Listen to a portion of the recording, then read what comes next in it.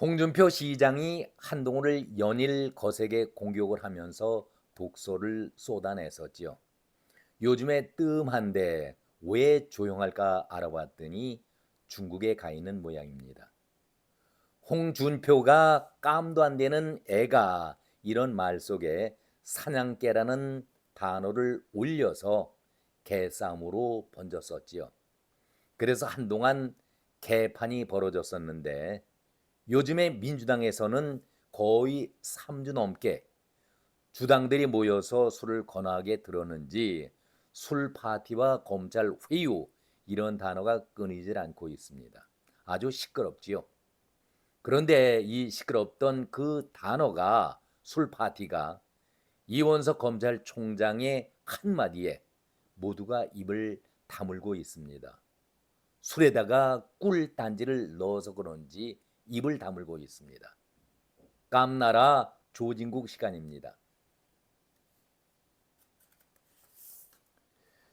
이재명도 술에 취했다가 이제 깨어났는지 아직도 술판 사건이 끊이지 않게 회자가 돼가고 있습니다. 대북 송군 사건의 핵심 이화영이 지난 4일이죠. 공판에서 술판 회유를 처음으로 터뜨렸습니다. 자신은 의기양양하게 폭로라고 터뜨렸는데 이것을 받자마자 이재명이 기다렸다는 듯이 열흘이 넘는 지난 15일 최고위에서 심각하게 처벌해야 할 중범죄이고 국기 문란 사건이다. 아주 사건을 크게 확대를 시켜버렸습니다.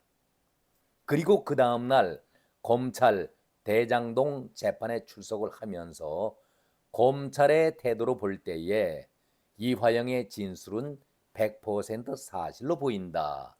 이런 말로 더욱더 이화영과 밀착된 그러한 조율을 보이고 있었습니다.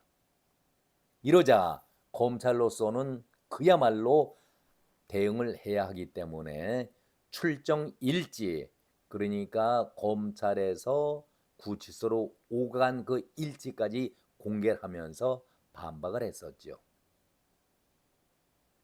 이재명이 엊그제죠.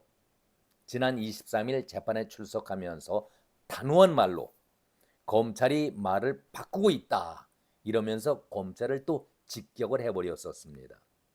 그렇다면 자신은 이화영의 진술을 끝까지 믿고 있다라는 얘기 아니겠습니까?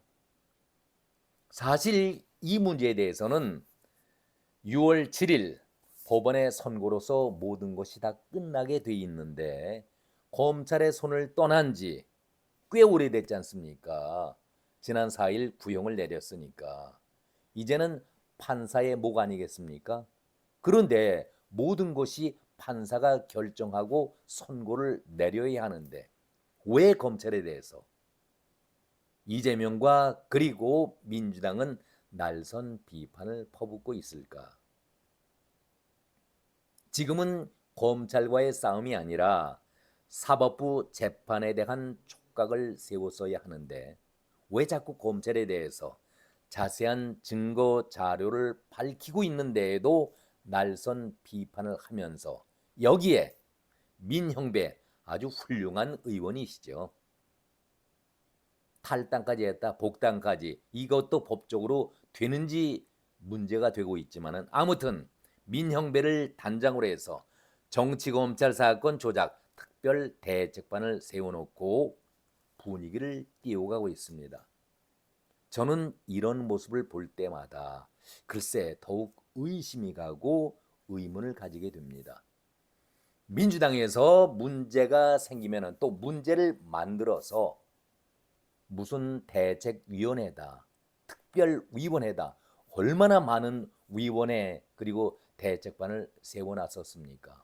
그런데 시간이 지나면은 소리 소문도 없이 슬며시 꼬리를 내렸던 것이 한두 번이 아니었었는데 여기에 중차대한 조작 사건이다 이렇게 얘기를 하면서 고물급을 내세우지 않고 민형배를 단장으로 내세웠다.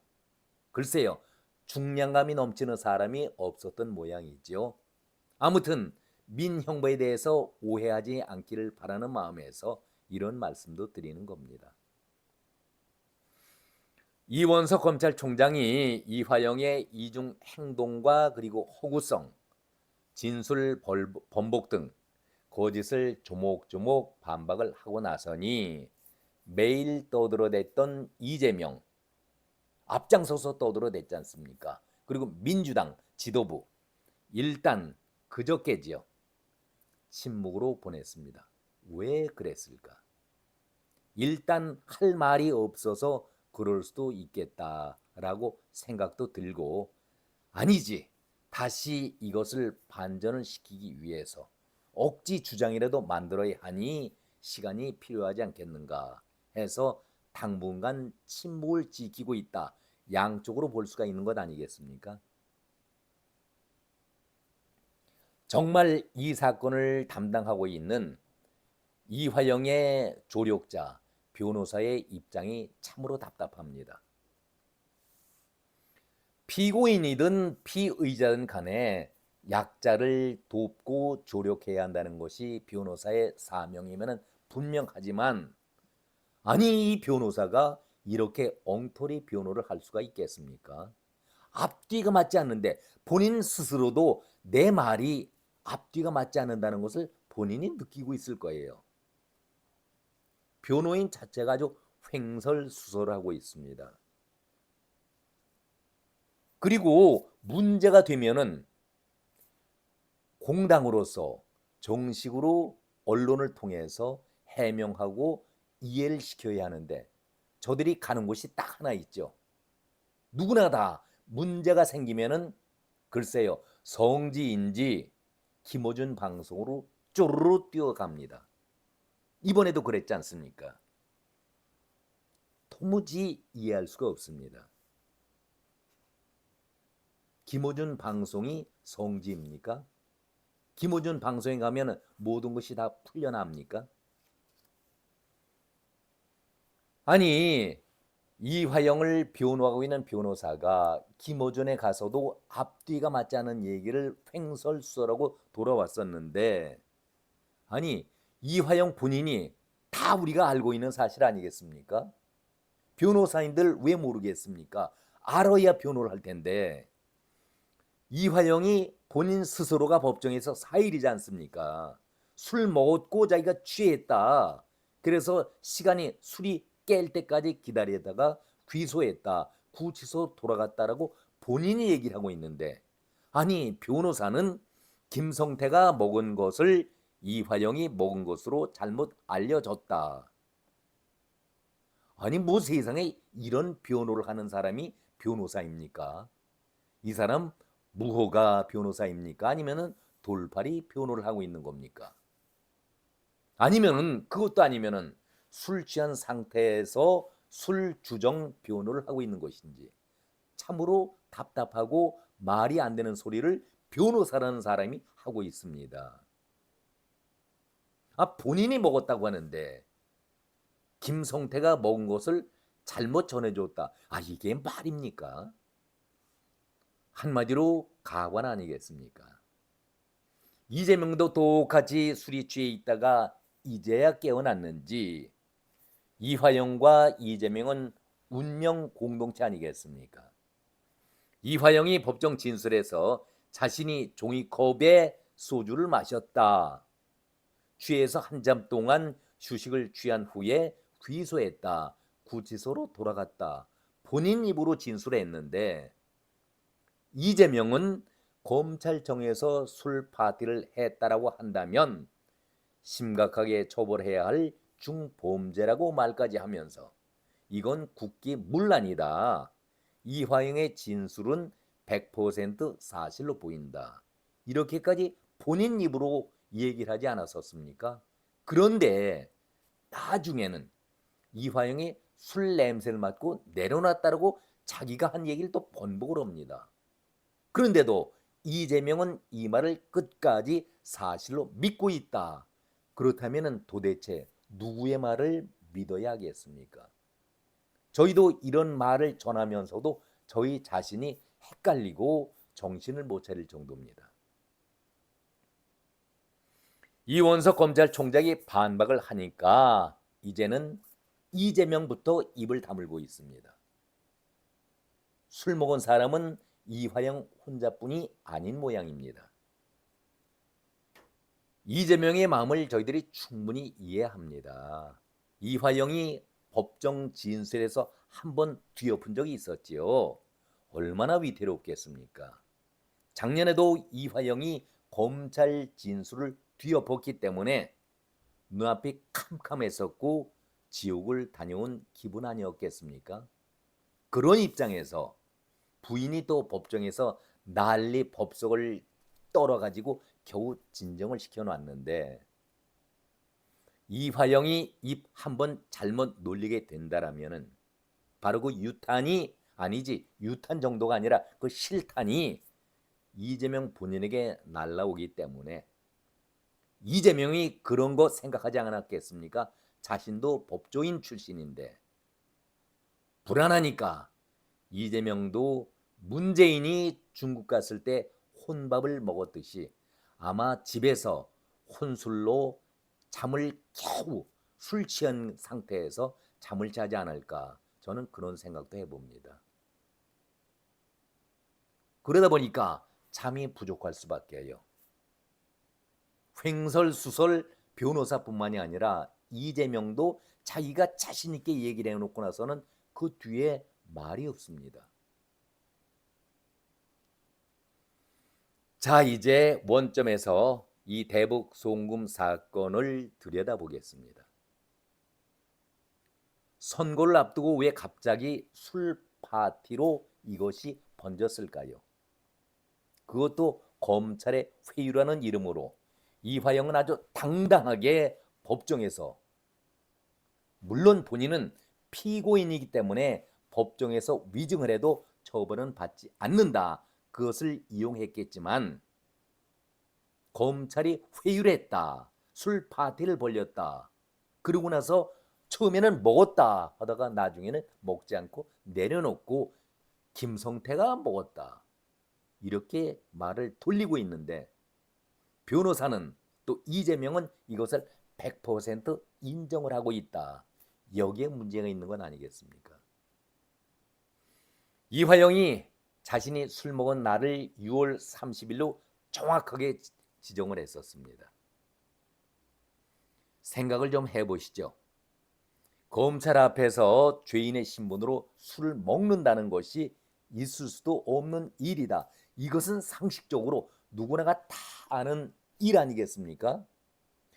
만약에 술을 먹게 된 그런 자리였다라면은 하나님을 만나는 것보다도 더 얼마나 어려운 자리였습니까? 귀한 자리였겠죠. 감옥 안에서 검찰청에서 술까지 먹을 수 있다. 있을 수 없는 일이니까 누구나가 다 그날을 기억할 것입니다. 또 이화영은 수감 일지까지 또박또박 쓰고 있지 않았었습니까?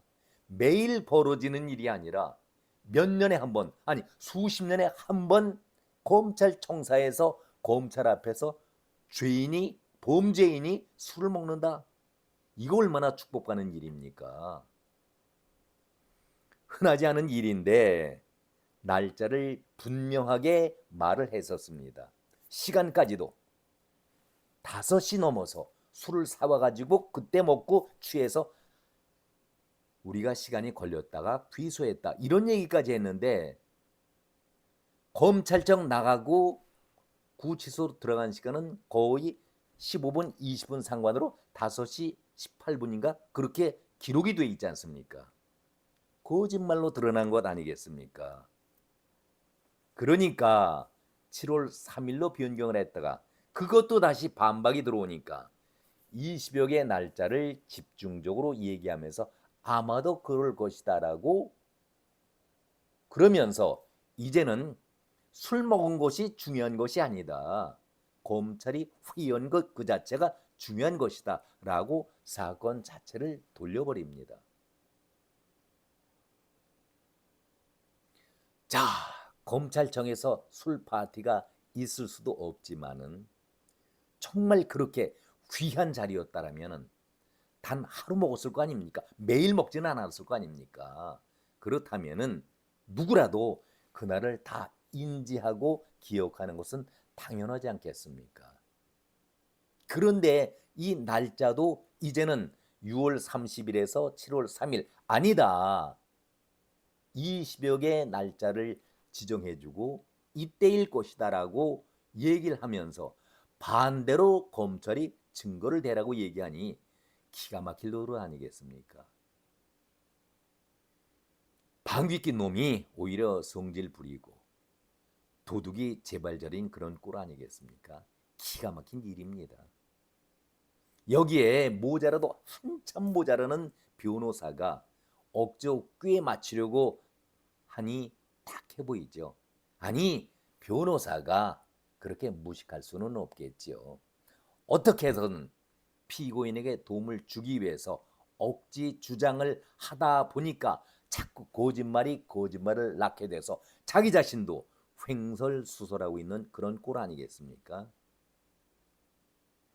여기에 이원석 검찰총장이 아주 명료하게 정리를 하고 있습니다. 군더더기 하나 없이 아주 깔끔하게 한동훈이 정리했듯이 꼭 그런 스타일입니다. 이원석 검찰총장이 1심 선고를 앞두고 중대한 부패 범죄자의 허위 주장이다. 딱 잘라 얘기를 해버립니다. 그러면서 중대한 부패 범죄로 재판을 받고 있는 이화영이 사법 시스템을 흔들고 공격하는 일은 당장 그만둬야 한다. 공당에서 이화영의 진술만 믿고 이에 끌려다녀서는 안 된다. 이재명에게 직격을 하는 것이죠. 특히 이재명이 이화영이 진술은 100% 사실로 보인다라고 말한 것에 대해서 반응을 보인 것이죠. 그렇다면은 이화영이가 이재명의 대북 송금 관여 사실을 진술한 것도 본인이 확실하게 보고를 했다라고 얘기한 적이 있었지 않습니까? 작년 5월에. 그렇다면 그 진술도 100% 진실인지 되묻고 싶다. 그야말로 이재명에게 직격탄을 역공격을 해댄 것 아니겠습니까? 그러니 이재명이 무슨 말을 할 수가 있겠습니까? 꿀먹은 벙어리가 되는 것이 당연하지 않습니까? 이원석 총장이 마지막 끝부분에 한 말을 우리가 다시 한번 되새겨볼 필요가 있겠습니다. 이화영이 이재명에게 대북 송금 사건에 대해서 여러 차례 보고했다라고 진술한 내용을 말하는 것이죠. 이렇게 되니까 민주당과 이재명은 초상집이 됐습니다. 6월 7일 우리가 그 틈새를 노리고 검찰을 공격해서 판사로부터 유리한 정황 증거를 통해서 유리하게 재판을 이끌려고 하다가 오히려 그야말로 되로주고 말 정도가 아니라 가만히 있지 받는 꼴이 되고 말았지 않습니까? 비상이 걸린 것이죠. 부인이 법정에서 한 얘기 여러분 기억하시죠? 이화영에게 남편에게 정신 차려라 소리친 것. 법정에서 부인이 이화영을 향해서 소리친 것. 정신 차리라고. 보통 있는 일이고 상식적인 일이겠습니까? 법정에서 부부싸움까지 할 정도로 부인은 이재명의 편에 서가지고 남편을 감옥에 쳐넣겠다는 그런 얘기, 상식적으로 통할 수 있는 일입니까? 당신 정신 차리고 이재명에 대해서 번복하지 말아라. 그 얘기를 다시 한 것 아니겠습니까? 만약에 그런 얘기를 할 수 있다라고 한다면은 거의 매일 면회를 갔잖아요. 면회 간 자리에서 남편을 설득시키고 잘못되었다면 이해를 시킬 일인데 어떻게 법정에서 남편에게 당신은 입 다물고 이재명을 지키라는 얘기를 할 수가 있겠습니까? 저는 이 말 하는 것을 보고서 마음에 들지 않지만은 함세웅이 말이 떠올랐었습니다. 함세웅이 추미애 출판 기념 때 한 얘기죠. 에그 방울 달린 놈이 여자만도 못해. 그 얘기를 함세웅이 했었는데 그 말이 떠오르더라고요. 창피할 노릇이죠. 부인이 법정에서 이렇게 소리 지른 후에 이화영은 아주 순한 양이 되었습니다. 180도로 변했는데 아니 본인 자신으로 볼 때는 15년의 중형을 구형받았지 않습니까? 남편이 감옥에 가서 중형을 받고 감옥살이를 해야 하는데도 이재명을 살려야 한다.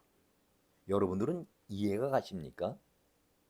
세상에 어떻게 부부간에 이런 일이 있을 수가 있겠습니까?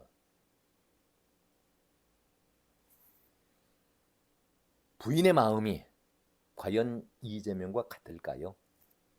이재명을 지키려고 남편을 감옥에 쳐넣으려고 작심을 했나? 이것이 진심일까? 정말 저는 여기에서 궁금하기 때문에 한번 물어보겠습니다. 이재명은 이런 얘기를 했습니다. 나는 정말 몰랐다. 이건 이화영 혼자 한 일이다. 여러 차례 이렇게 말하면서 이화영과는 전혀 무관하다라고 선을 긋고 있어 왔습니다.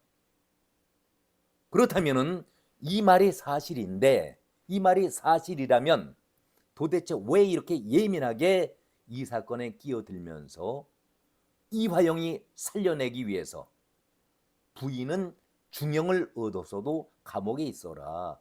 이재명을 지켜야 한다. 이런 얘기가 오고 갈 수가 있겠습니까? 저는 이참에 6월 7일 선고를 앞두고 있기 때문에 방송에서도 이 내용을 더는 다루지 않았으면 한다. 그런 생각을 가져봅니다.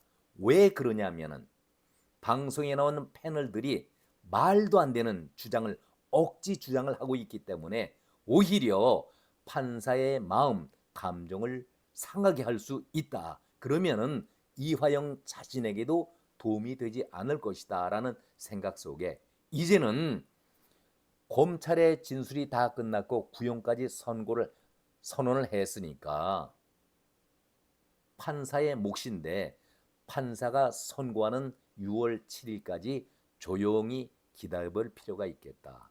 그런 생각을 가져봅니다. 저는 이화영 부인에게 이렇게 끝으로 묻고 싶습니다. 내 남편 감옥에 오래 있기를 바라고 있는가? 이화영이 안중근 의사처럼 이화영 의사가 되기를 바라고 있는 것인지 아니면은 이화영 열사가 되기를 바라는 마음에서 당신은 감옥에 오래 있어라. 이재명은 살리자. 그런 말이었을까요? 저는 이럴 때에 조선시대 때에 억울하다 신문고가 떠올랐습니다. 억울하니까 자기 자신의 억울함을 설명하는 신문고가 떠올랐는데 많은 사람들이 민주당 사람들이죠. 전부 다 김어준에게 머리를 조아립니다. 한 가지 이해하지 못하는 것은 왜 공중파라든가 종편 채널에서 자신들의 억울함을 밝히고 설명을 하지 않고 모두가 다 김어준 방송으로 뛰어가고 있을까? 문제가 생기면은 반드시 치료하고 처방해주는 김어준 방송으로 뛰어가는 걸 볼 때에 아하, 이 김어준 방송이 성지인가? 성스러운 곳인가? 아니면은 김어준이 명의일까? 허준 이상가는 명의일까? 그런 착각을 가져봅니다. 아무튼 6월 7일 이재명 몸이 달았죠.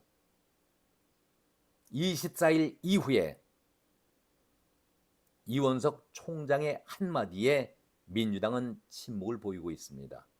그 침묵이 6월 7일까지 이어질지 아니면은 앞에서 제가 말씀드렸듯이 또 하나의 꼼수를 만들고 거짓 꼼수를 만들기 위해서 시간 벌기용으로 지금 조용히 침묵하고 있는지 좀 기다려 보시죠. 오늘은 여기까지입니다. 고맙습니다.